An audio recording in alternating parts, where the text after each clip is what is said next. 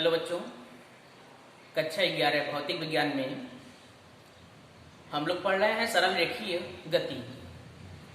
सरल रेखीय गति में पिछले वीडियो में हम लोग दूरी और विस्थापन के बारे में पढ़े थे और आज के वीडियो में हम लोग चाल और वेग के बारे में पढ़ेंगे। ठीक है, तो सबसे पहले देखिए चाल क्या होता है।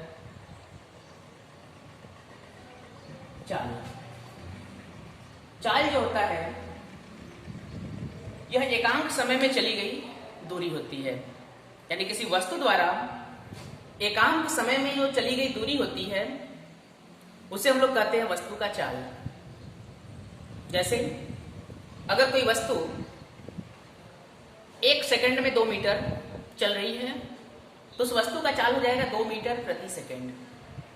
अगर कोई वस्तु 1 घंटे में 50 किलोमीटर चल रही है तो उसकी चाल हो जाएगी 50 किलोमीटर प्रति घंटा। यानी एकांक समय में जो वो दूरी तय करता है वही उसकी चाल कहलाती है।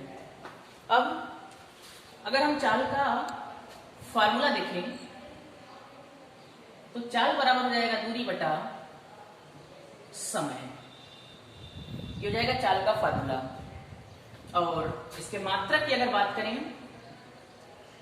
तो इसका मात्रक होता है, दूरी का मात्रक लिखेंगे मीटर, बटा है तो प्रति, समय का मात्रक सेकंड, यानी इसका मात्रक हो जाएगा मीटर प्रति सेकंड। ठीक है, और अगर इसके विमा की बात करें, विमी सूत्र की, तो इसका विमी सूत्र होता है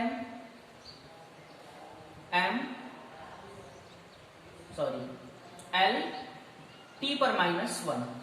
ये इसका विमी सूत्र हो जाएगा। और चाल जो है यह एक अदिश राशि है, इसमें दिशा की आवश्यकता नहीं पड़ती है, केवल परिमाण की आवश्यकता पड़ती है। ठीक है, अब देखिए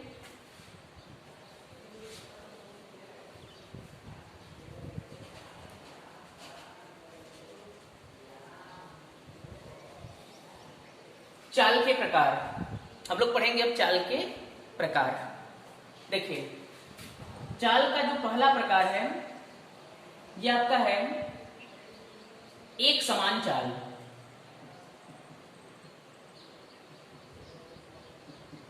एक समान चाल, देखिए एक समान चाल का मतलब होता है कि जैसे कोई वस्तु यहां से गति करना प्रारंभ की और वो 1 सेकंड में मान लीजिए 5 मीटर की दूरी तय कर रही है, फिर अगले 1 सेकंड में वो 5 मीटर ही दूरी तय करे, फिर अगले 1 सेकंड में वो 5 मीटर ही दूरी तय करे। यानी जब वो समान समय में समान दूरी तय करेगी तब हम उस वस्तु के चाल को कहेंगे एक समान चाल। मतलब उसकी जो चाल है, स्पीड है, वो हमेशा एक बराबर रहेगी, कभी ना घटेगी ना बढ़ेगी। 1 सेकंड में अगर 5 मीटर चल रही है तो अगले 1 सेकंड में भी वो 5 मीटर ही चलेगी, अगले 1 सेकंड में भी 5 मीटर ही चलेगी, हर 1 सेकंड पर वो 5 मीटर ही दूरी तय करेगी। तब उसकी चाल को हम लोग कहेंगे एक समान चाल। परिभाषा अगर हम देखें तो इसकी परिभाषा हम लोग देंगे कि यदि कोई वस्तु समान समय में समान दूरी तय करती है तब उसकी चाल को हम लोग कहते हैं एक समान चाल। दूसरा आपका है असमान चाल। असमान चाल क्या होता है? अगर मान लीजिए ये वस्तु 1 सेकंड में 5 मीटर दूरी चलती है, फिर अगले 1 सेकंड में वो 2 मीटर ही दूरी चलती है, फिर अगले 1 सेकंड में वो 10 मीटर दूरी चलती है। कहने का मतलब कि समान समय में, आप देख रहे हैं नीचे समान समय है 1 सेकंड, लेकिन दूरी जो है वो डिफरेंस हो गई, भिन्न भिन्न हो गई। 5 मीटर, 2 मीटर, 10 मीटर, यानी हर समय पर उसकी दूरी क्या होती है, बदलती रहती है। कभी 1 सेकंड में 2 मीटर चलेगी, कभी 1 सेकंड में 5 मीटर चलेगी, कभी 1 सेकंड में 10 मीटर चलेगी। यानी कभी उसकी स्पीड बढ़ जा रही है, कभी धीमी हो जा रही है, कभी बराबर चल रही है। तो ऐसे चाल को हम लोग कहते हैं असमान चाल। और इसकी परिभाषा अगर हमें देनी हो तो हम लोग देंगे कि यदि कोई वस्तु समान समय में भिन्न भिन्न दूरियां तय करती है तब उसकी चाल को हम लोग कहते हैं असमान चाल। ये आपका है असमान चाल। उसके बाद आपका आता है तीसरा औसत चाल। Average speed. ठीक है, औसत चाल देखिए क्या होता है। औसत चाल बराबर होता है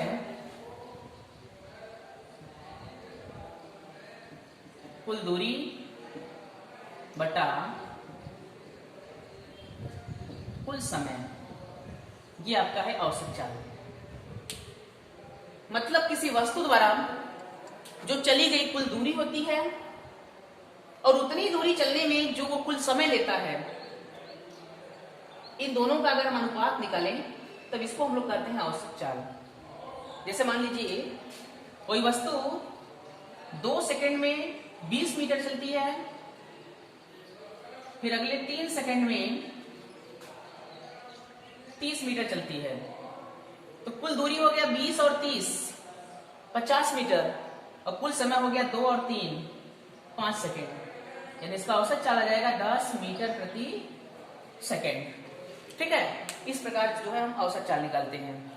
तो औसत चाल का परिभाषा हम लोग देंगे कि किसी वस्तु द्वारा चली गई कुल दूरी तथा लिए गए कुल समय के अनुपात को औसत चाल कहते हैं।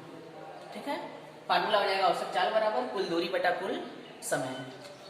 और चौथा आपका है तात्क्षणिक चाल, या इसी को हम लोग कहते हैं तात्कालिक चाल। ठीक है, तात्क्षणिक मतलब होता है क्षण भर में, बहुत कम समय में। ठीक है, तो किसी वस्तु द्वारा अति अल्प समय में चली गई दूरी को हम लोग कहते हैं उसकी तात्क्षणिक चाल। ठीक है, तो ये रहा आपका चाल के प्रकार। अब अगला टॉपिक हम लोगों का वेग, वेलोसिटी। वेग देखिए, वेग बराबर होता है विस्थापन बटा समय।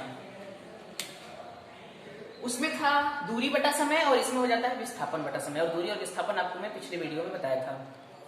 यानी वेग की परिभाषा अगर हमें देनी हो तो हम लोग बोलेंगे किसी वस्तु द्वारा एकांक समय में हुए विस्थापन को उस वस्तु का वेग कहते हैं। यानी एकांक समय में वो वस्तु जितना विस्थापित होती है उसी को हम लोग कहते हैं उस वस्तु का वेग। अब देखिए, विस्थापन क्या था आपका, सदिश राशि था, इसलिए वेग भी आपका सदिश राशि होता है। ठीक है, और इसका अगर हम मात्रक देखें तो इसका मात्रक होता है विस्थापन का मात्रक, फिर वही मीटर बटा प्रति, फिर समय सेकेंड। जो चाल का मात्रक था वही वेग का भी होता है, मीटर प्रति सेकेंड। और अगर हम बीमी सूत्र की बात करें तो बीमी सूत्र भी आपका वही होता है जो चाल का होता है, एल टी पे -1। ठीक है, ये रहा आपका चाल। अब दूरी और चाल में देखिए अंतर क्या है, सॉरी चाल और वेग में, चाल और वेग में अंतर देखिए क्या है। चाल जो होता है वह एकांक समय में चली गई दूरी होता है, और वेग जो होता है वह एकांक समय में हुआ विस्थापन होता है। ये पहला अंतर है दोनों में। दूसरा अंतर है कि चाल जो है वो आपका अदिश राशि है, लेकिन विस्थापन जो है वो आपका सदिश राशि है। ठीक है, और तीसरा अंतर जो है, चाल शून्य नहीं हो सकता, लेकिन वेग जो है आपका शून्य हो सकता है, क्योंकि आपने पिछले वीडियो में पढ़ा था कि विस्थापन शून्य हो सकता है लेकिन दूरी शून्य नहीं होता। ठीक है, ठीक इसी प्रकार चाल जो होता है वो हमेशा पॉजिटिव होता है, धनात्मक होता है, लेकिन आपका जो वेग है वो धनात्मक और ऋणात्मक दोनों हो सकता है। ठीक है, इस प्रकार ये जो है चाल और वेग में अंतर था। तो बच्चों, आज के वीडियो में आप लोग चाल और वेग के बारे में पढ़े। अब आगे का नेक्स्ट वीडियो में आपको अगले टर्न को बताएंगे। ठीक है, धन्यवाद।